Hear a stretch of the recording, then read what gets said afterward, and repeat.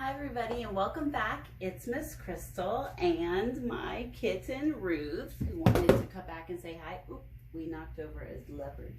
Do you want to say hi again? Right where we left off yesterday. This is Ruth. She's very excited about Kwanzaa, as you can tell. She comes and checks out the table every day. Thank you for continuing to celebrate with me. So far, we have gotten through, tonight is night 5, but we had our first night, which was Umoja, Unity. We had night 2, which was Kujichagulia, Self-Determination. We also had day 3, or night 3, Ujima, which is Collective Work and Responsibility. We had Ujama, which is Cooperative Economics. And tonight is NIA, which is Purpose. And my kitty's purpose right now is to play with everything on the table. Okay, so day 5, NIA, to make our collective vocation the building and developing of our community in order to restore our people to their traditional greatness. So, and the comment we add in there is NIA makes people, means making our people as great as they can be.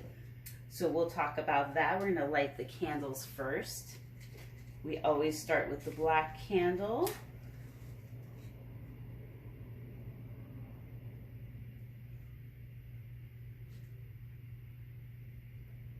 And then we start lighting the red candles. We go from the left to the right.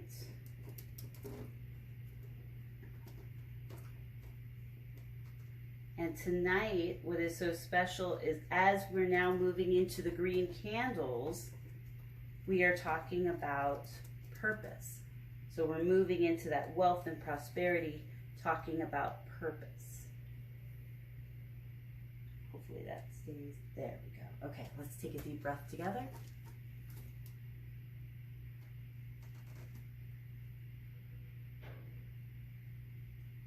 Okay. I did a post earlier today that was actually from something I had posted years ago, but I really think is a great kind of examination of this this principle. So you can check that out if you'd like to, but I'll talk about this one. So what's particularly important, I think, is this comment about speaking to our traditional greatness. And something I mentioned in previous videos is that because most African Americans whose families have been here for a very, very long time, we have lost a connection to our ancestors and where we came from on the continent of Africa. And so we don't have that connection to the fact that we were once kings and queens. And I want to be really clear, because I noticed I rewatched my video from yesterday, and I want to be really clear that I was speaking to the past in the continent of Africa, but what I want to be super clear about is that Africa and the countries within Africa have greatness today as well. But I'm speaking to where our ancestors came from many, many years ago. So what is so important about this principle is that it's talking about how do we come together and make it not just an idea, not just, my cats are playing, not just something we talk about, but they use the words our collective vocation. It's like it's our job, it's our purpose, right? Is to support each other, to build a strong community and a strong foundation, and to be able to restore us to the greatness that our ancestors came from. For me, I have, every year I think about this principle. I think about it a little bit differently as I get older, right? I have new experiences, and I used to think purpose meant like what you're meant to do, right? Like the one thing you're meant to do. And I don't know that that is really true, because for me, what I've found is that there's a lot of things I like to do, a lot of things I'm passionate about, and hopefully I'm pretty good at. But purpose is more your why, why do you do what you do? So I love working with kids, and I think I'm pretty good at it. And some might say it's my purpose. But what I would say is that my purpose is to support other people and to give of myself in any way that I can. And that's why I love to volunteer. That's why I love doing these videos. That's why I love, you know, giving hugs. You know, I love to affect change in other people.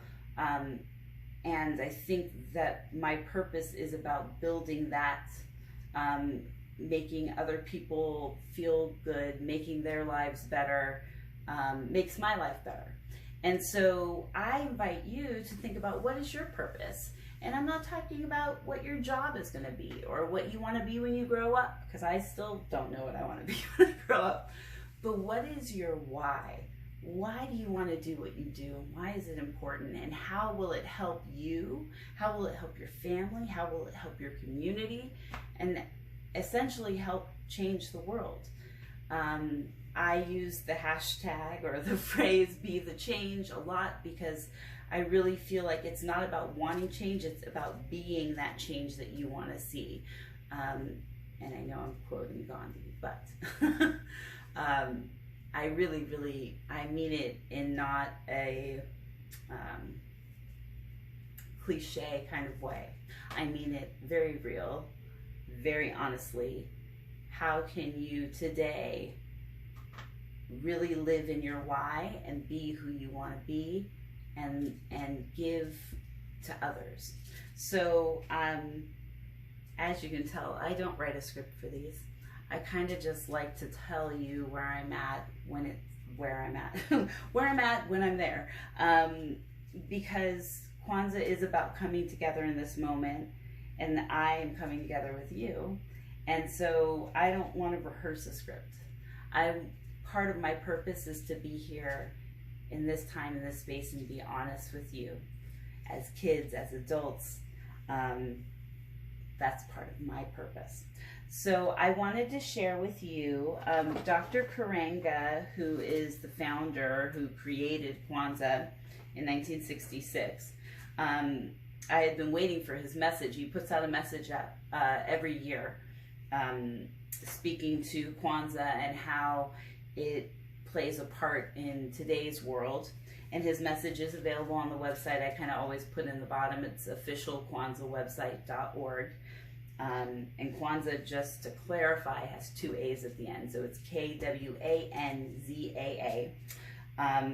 He put out his statement, and the theme has, as I kind of mentioned before, is practicing Kwanzaa and the 7 principles, ensuring the well-being of the world. So that's kind of the theme and what we're thinking about with these principles.